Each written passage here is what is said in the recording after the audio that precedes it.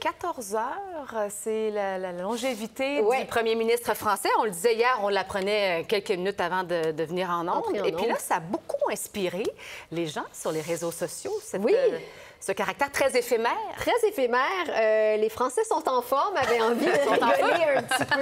C'est chouette parce que Quotidien, l'émission de Yann Barthès a fait une compilation, mais il y en a vraiment pour tous les goûts. En fait, ce qu'on fait, c'est toutes les choses qui ont duré plus longtemps que le gouvernement. Ma préférée, ma gastro, a duré plus longtemps que ça. Toute la discographie de Kendrick Lamar, le deuxième mariage de Britney Spears, toutes les choses que vous pouvez faire finalement en plus de 14 heures.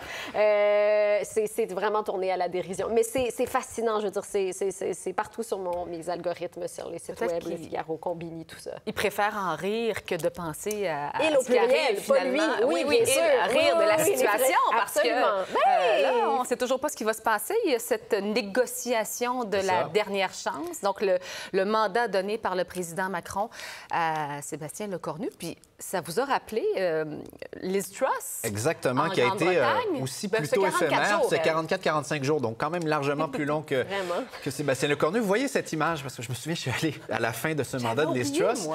Et c'est ce qu'on nous présentait. C'est un journal qui avait mis ça en place. Ils avaient placé Liz Truss, donc sa photo, à côté d'une pomme de laitue pour voir qui durerait le plus longtemps.